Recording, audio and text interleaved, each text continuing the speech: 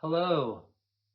So when we are honest with ourselves and we analyze why it is we do everything in our life, we will all come to the conclusion that all of our efforts are in the search of happiness.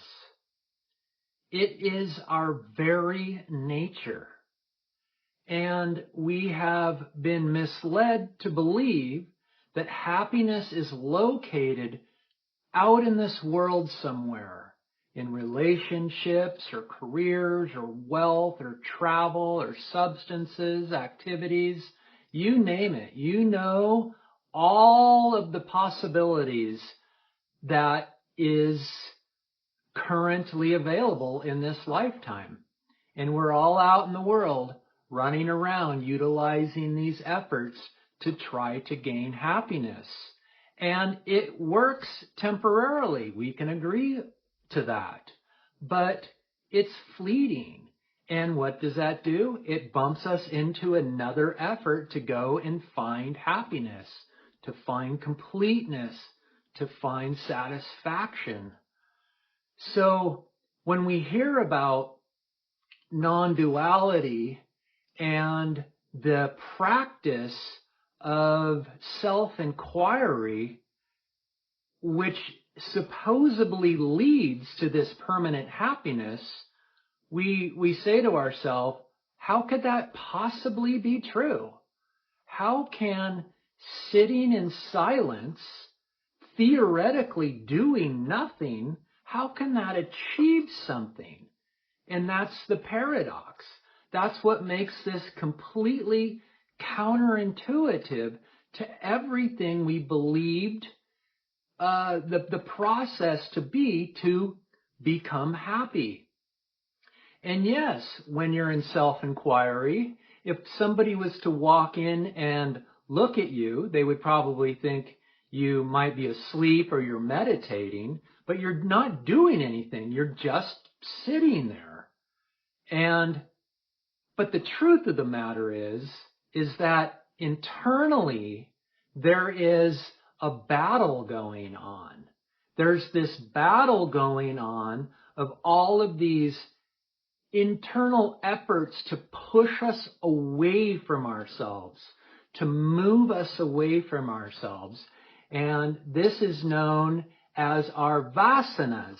Our vasanas are tendencies to have us mentally move away from ourselves and physically move away from ourselves. And there's oodles of those, as you know. Every effort in life is our vasanas moving us into the manifestation instead of drawing us back within.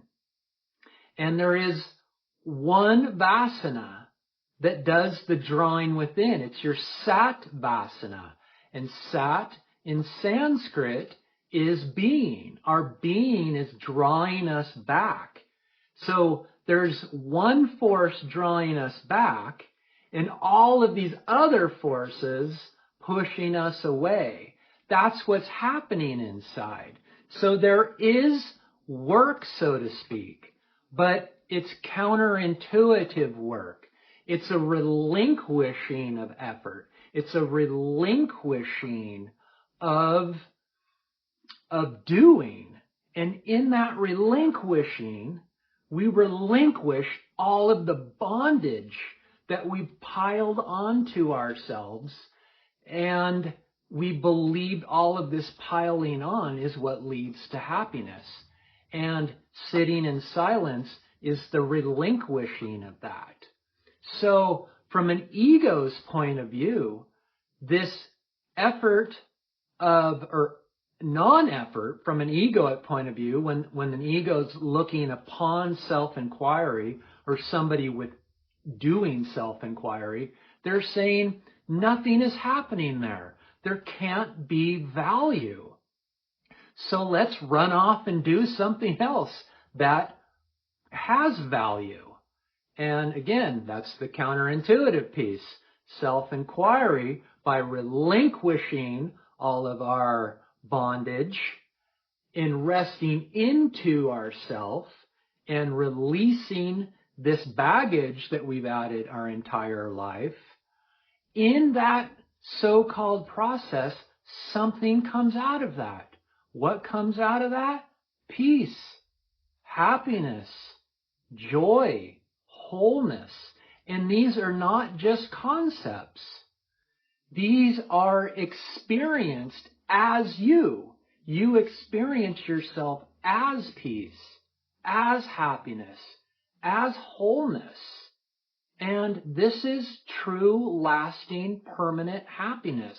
This is everything that we're running around this world trying to find. So what is prioritizing happiness?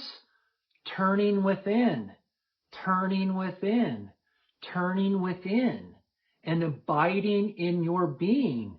You're making efforts sometime throughout the day to rest in self and go inside and analyze what's going on in here.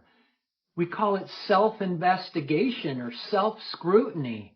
You are analyzing this battle within, and you are experiencing this battle directly. And what's happening is now you have the capabilities to understand what it means to relinquish this battle. It is promised by the sages that if you do turn within, over a short period of time, you will experience the benefits of this so-called doing nothing. And the moment you taste a benefit of this, it's over. It's over for your ego. You will figure out how to clear up more time through your day to turn within and rest in yourself as yourself, because you will experience your being more and more. It will come into be a permanent presence in the experience of the manifestation. And this is where true love is experienced. You love to turn within because we love what makes us happy. Think about that. Think about that truthful statement. We love what makes us happy. Well, when it's discovered that turning within is what makes us happy, we love to turn within. It just becomes so natural that you just long to rest in your own being, because that's where true peace and happiness reside. So I'm encouraging you to do whatever you can to turn within, to see if this message is telling the truth or not. See for yourself. Don't trust me. Don't trust the sages. Don't trust the books. Don't trust the teachers. See for yourself. Experience it for yourself. And the promise is, the moment you do, and the moment you taste it, it's all over. And all over means peace and happiness. Just a reminder that you can put questions in the comment boxes below or shoot me an email, or you can also schedule a free one-on-one session with me by just going to my website, loveoutpouring.com, and booking a time. And I cherish those moments more than anything. Take care.